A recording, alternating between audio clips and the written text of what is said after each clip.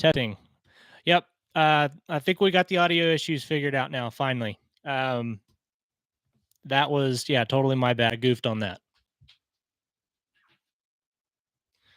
Testing. All right. So now that we've got that out of the way, goofed on that one. We are back. Have some patch notes to look at now, finally, after we got that figured out. And lots of big things coming in this update. So we'll just kind of jump right in. Thank you, Kareem the Dream. I appreciate you being patient with me here. I think we've got audio now. Hopefully you can hear me just fine. Had some settings that I had to go all the way back into Windows to fix. So, but hopefully everything's good now. So we'll just kind of start back from the top here.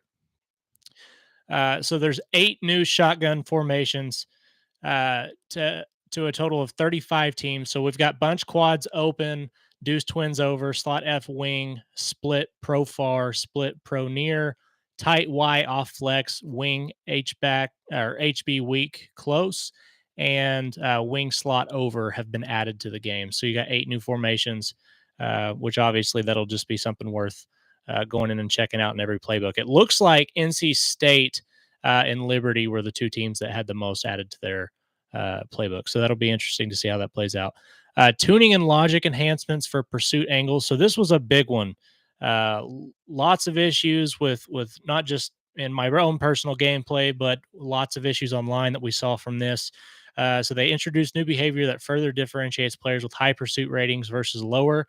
So you're going to have a lot of new looking pursuit angles, which will be nice. And the devs also pointed out that they'll be monitoring feedback on that to see how it impacts gameplay, and they could adjust that later on as well. So that'll be good. Reduced frequency of broken tackles from trailing defenders. So this one is something that you've seen all over the place. Lots of videos on this where guys just lose their minds breaking controllers, just absolutely losing it because they can't seem to get a guy down. So that has been that's been fixed. Fixed various instances of rare broken play bugs. So I'm assuming this is kind of those plays where the football ends up pretty much just portaling like 30 yards behind the line of scrimmage on the snap, which I've had that happen to me a couple of times. So that it sounds like those have been fixed. Fixed issues where certain formations had offensive players aligned too wide when the near went on near and far hash. So just more alignment issues been fixed. Fixed an issue where you could not use 4-2-5 or 3-3-5 formations in a custom playbook. 3-3-5 is a really strong, popular defense, so that one will make a lot of people happy. Fixed an issue where single back formations would be assigned the wrong name when creating a custom playbook. Fixed an issue where spiking the ball in online mode was not working as part of the turbo tempo system. So obviously that ruins the entire point of running turbo there if you can't even spike the ball. Fixed an issue so speed option running back will follow the quarterback for a longer period of time, so that'll be good.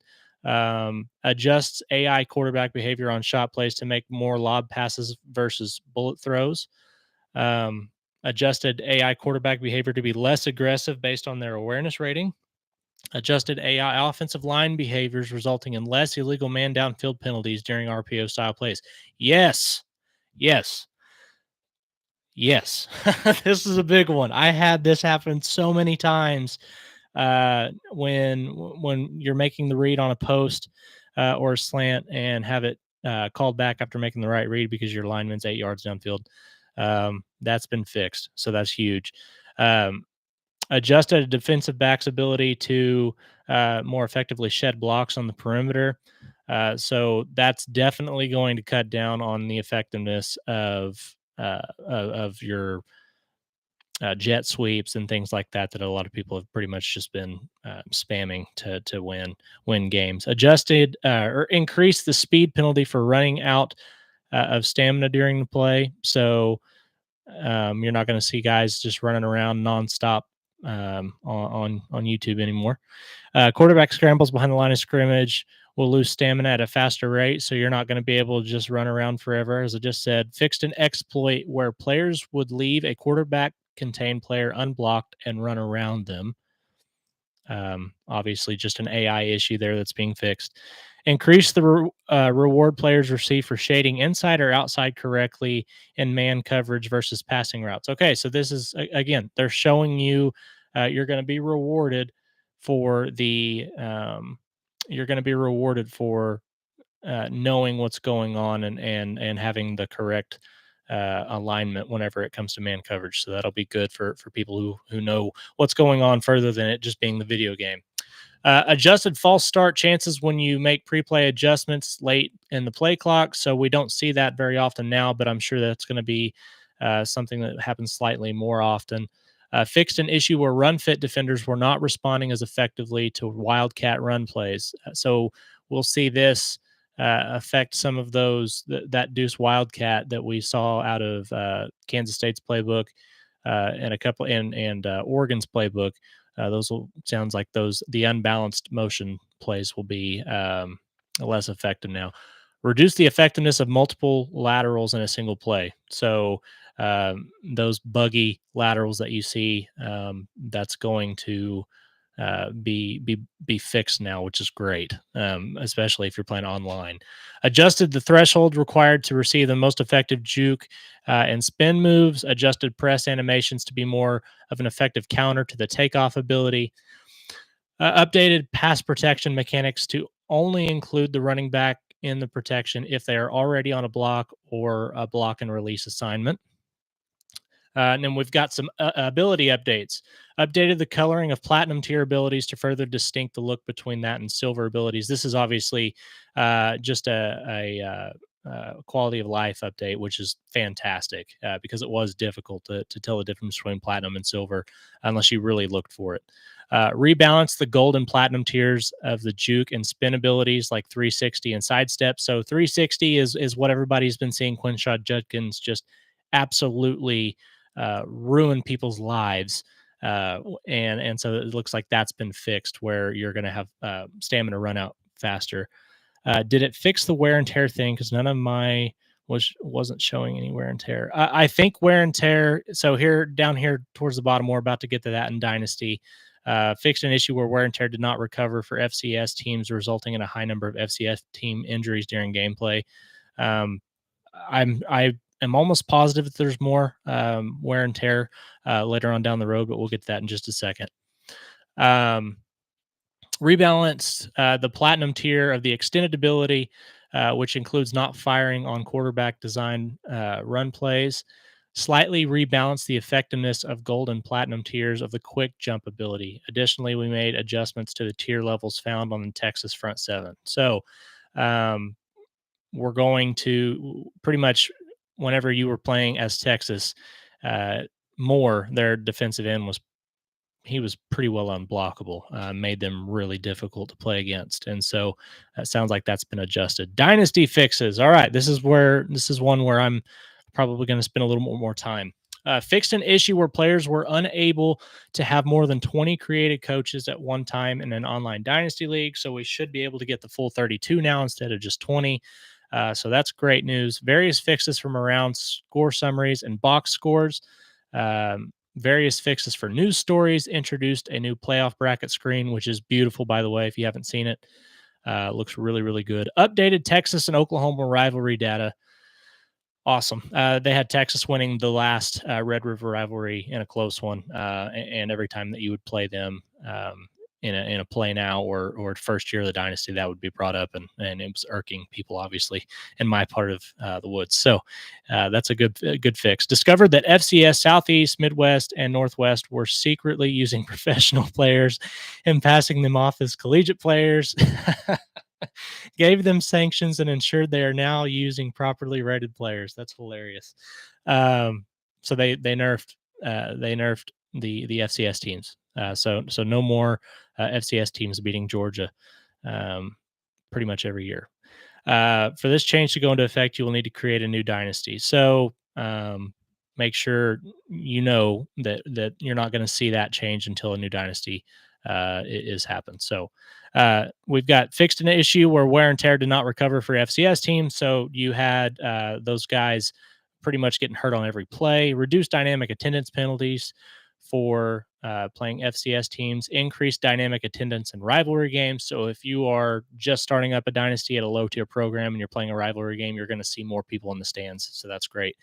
Retune the toughest places to play formula to reduce the impact the large stadiums have on toughest places to play and increase the value of filling the stadiums and winning games at home historically. So reduced impact on raw crowd size, increased impact on historical win rate, increased impact of attendance rate. So essentially, if you have a very good historical win rate, you're going to have a better, tougher, a better score in toughest places to play, and you'll have the same positive effect with your attendance rate. So it's less about being having 105,000 in there, and then it is having 80,000, but they're winning games there constantly. If that makes sense, just because 100,000 people show up to the big house doesn't make it as hard to play there as it is maybe. Um, in a place like Athens. So that's a good update. Love that one.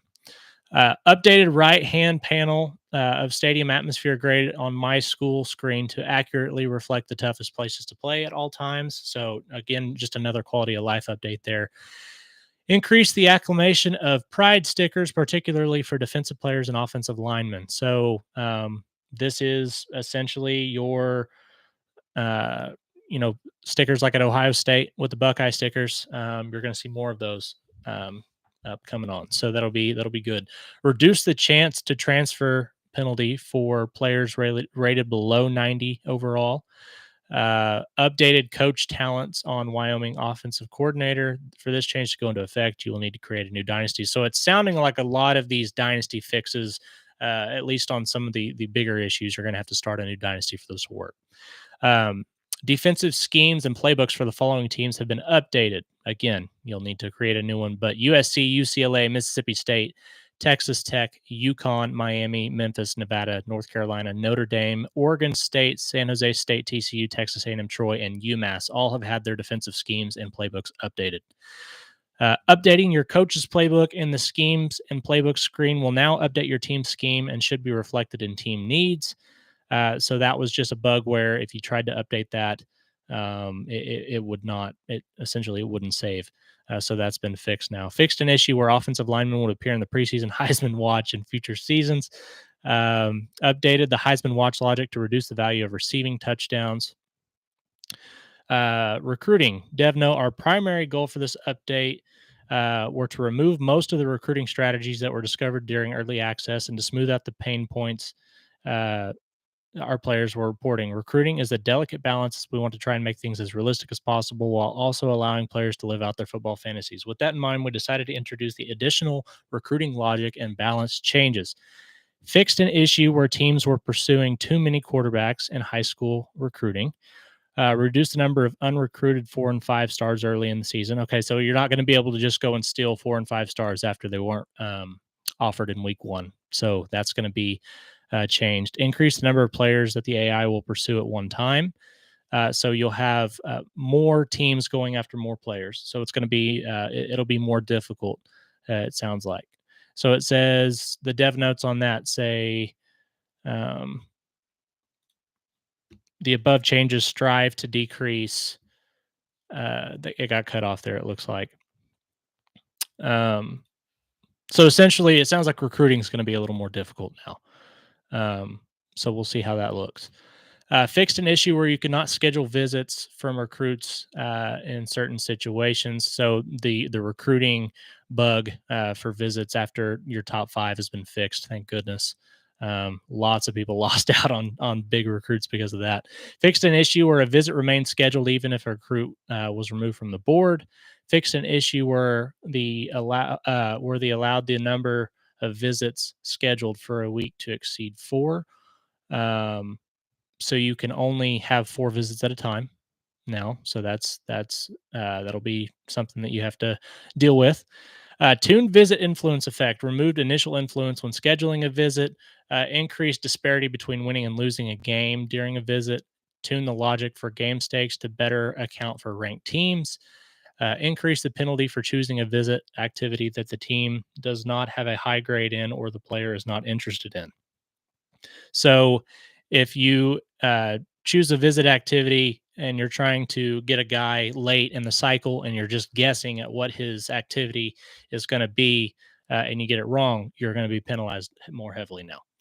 Uh, Increased handoff rate for simulated RPOs to increase the number of running plays across the country, especially for teams with a lot of RPOs in their playbook.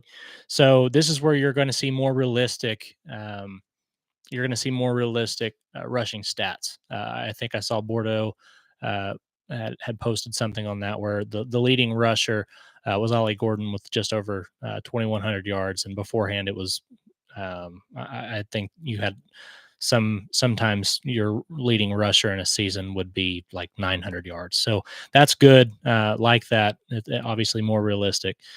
Super Sim, various tuning fixes to increase the gap between good and bad teams and players. We're going to continue to monitor the simulation results to ensure that teams and players are performing within expected ranges, including reducing frequency of upsets based on preseason projections and expected win totals. So less likely that Boston College is going to be playing you in the college football playoff is what I gather from that. No offense to the Eagles, but polls increase the loss penalty for schools with more than one loss, increase the weighing of conference prestige in the poll calculations, reduced variance in college football playoff poll logic and versus the media and coaches. As with other systems mentioned above, we will continue to monitor the polls. So essentially, what they're getting at there, the dev notes are saying they're going to continue looking. They're going to continue watching to see how the community is reacting to some of this stuff, and those will be adjusted accordingly. We will continue to monitor feedback about custom conferences and scheduling. Based on this feedback, we will plan to continue making adjustments in future title updates. So for custom conferences and custom schedules, fixed an issue in conference rules where divisions were being changed to off, even if those divisions were previously turned on. Fixed an issue where the independence tab disappeared when removing all teams from independence. Addressed UI issues around the conference title game for the CUSA and Pac 12 title games. Addressed UI issues around dynasty team selection UI, appropriately respecting custom conference moves. And it updated text in the team header on the custom schedule screen. So if you move if you're moving teams conferences, they're going to reflect that with some of the graphics now. So it sounds like that has been fixed. All right, we've got even more to go through down here. Road to Glory updates. It added an additional scenario and NIL content, fixed rare issues where you'd get a scenario reward screen that did not align with your received bonus, fixed an issue where users were getting skill points maxed out after completing a practice, fixed a crash when quitting a position battle, reworked wear and tear UI to show position appropriate rating impacts. So there is your answer on the wear and tear issue. It appears that they have fixed the issues where you are. They have fixed the issue where you're not seeing that show up, so that's good. So this is essentially if your offensive linemen are banging helmets pretty much every play as they do. Uh, um, well, I guess concussions aren't technically in the game, but you get what I'm saying. It's more position appropriate whenever they lose ratings. It's going to be more position appropriate than it was beforehand. Fixed an issue where you cannot equip a mental ability during the Return to Glory player creation flow if you enter a setting menu during creation. Fixed an issue where meter mental progress is not tracked during bye weeks. Fixed an issue where it is impossible to lose coach trust once you reach max coach trust. Fixed a UI issue related to display of coach trust when user is close to max coach trust. So just a lot of adjustments around coach trust. Fixed an issue where you cannot upgrade your player during bye weeks. This was one that was pretty popular issue that's been fixed now, so that'll be great. Fixed an UI issue related to display of weekly energy on the meter screens. So pretty much a lot of the UI issues that we saw on Road to Glory, those have been fixed. College Football Ultimate Team generating best lineup no longer changes your quick visuals and playbook, so that's great. It's just going to change what players are best. So love that. Player portraits will no longer appear on non-player items after filtering or sorting. Fixed a crash that occurred during kickoff at halftime when playing champs. Attributes on the front of a player's item should update correctly after a player item has been upgraded. Fixed an issue that was occurring. So that one in particular, with the Malik Neighbors card, there were the Ultimate Team upgrades that you could have. A lot of times you would upgrade and have him go from an 80 to I believe like an 83 after a couple of updates, and it wouldn't show up the first time through, and now it will. So okay, so here is now the full blog post. We can actually go through the full blog post here. Where were we? Okay, Ultimate Team. Fixed an issue that was occurring when highlighting the renamed team tiles on the UT hub. If you guys want to see anything in particular, just let me know and I will scroll back up and take a look at that as well. Fixed an issue with squads 3v3 that prevented two users from being able to connect to the same game. Fixed an issue with the orientation pack that was preventing new users from being able to upgrade their lineup and progress through the field pass. Fixed an issue on the player profile screen that prevented users from being able to transition within the profile selections. Removed the green gavel icon that appeared on owned items in the auction house. Fixed a crash with house rules. Mostly just UI stuff here. Presentation. So these will be just kind of the things that you get to see in game. Added new uniforms for Baylor, Oregon, Iowa State, Ole Miss, Vanderbilt, Bowling Green, Northwestern, UTEP, Boise State, New Mexico State, App State, Texas State, Louisiana, New Mexico, and South Alabama. Adjusted uniform pieces for the 2024 season. So the new look uniforms that just got released by these teams, those will now be reflected with TCU, Arkansas, Missouri, and Baylor. Various improvements made to team uniform pieces for authenticity. So essentially, they updated or upgraded the way that the uniforms look. All right, here's some of the bigger ones. Updates have been made to the following stadiums. So we've all seen the Texas State meme. They finally got their second tier. So congratulations to the Bobcats.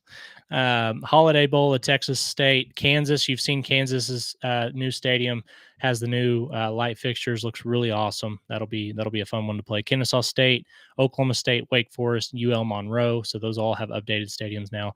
Fixed an issue where the USC mascot would have disappeared during the opening ceremony.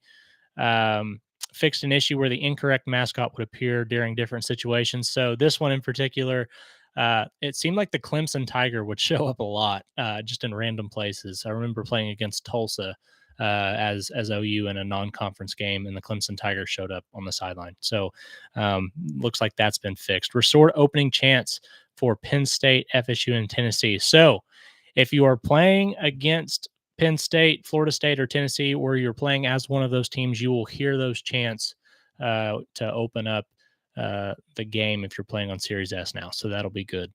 And then Road to CFP, tier rebalances and reconstruction changes have been formatted from 3 tiers to 5 tiers. So you now have 5 tiers in Road to CFP instead of 3. So huge update. Lots of big time updates, lots of things that you've all been asking for. We've all been asking for. Dynasty really got hit with a lot of big updates, so that's huge. And what I will do today, I'm going to hop on at some point and test all these new things out, and kind of maybe whenever Joe and I hop on tomorrow, we'll have a little more for you as far as what we think of the new update.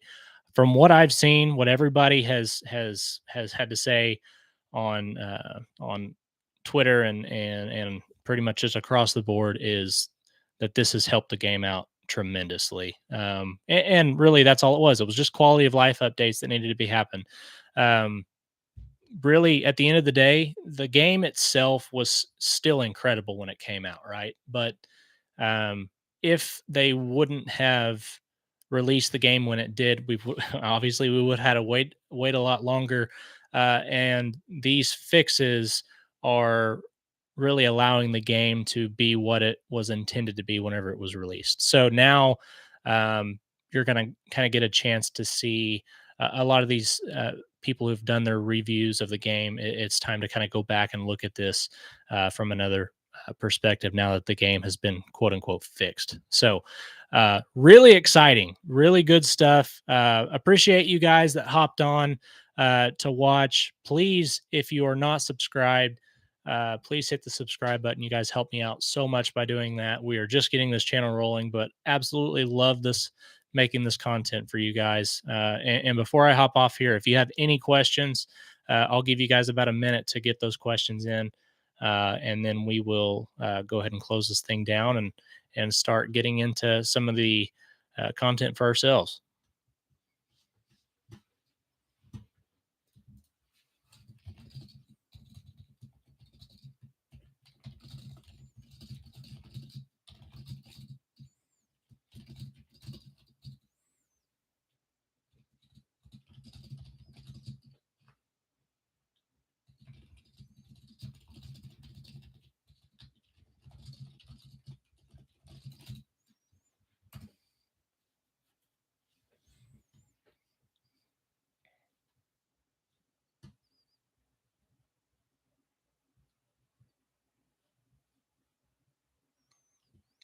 All right, guys, really appreciate you. We will be on again soon, and make sure you're hollering at me over the channel. We'll get on and play, and we'll chop it up. So get over there and uh, hit me up on the channel, and we will talk to you guys soon.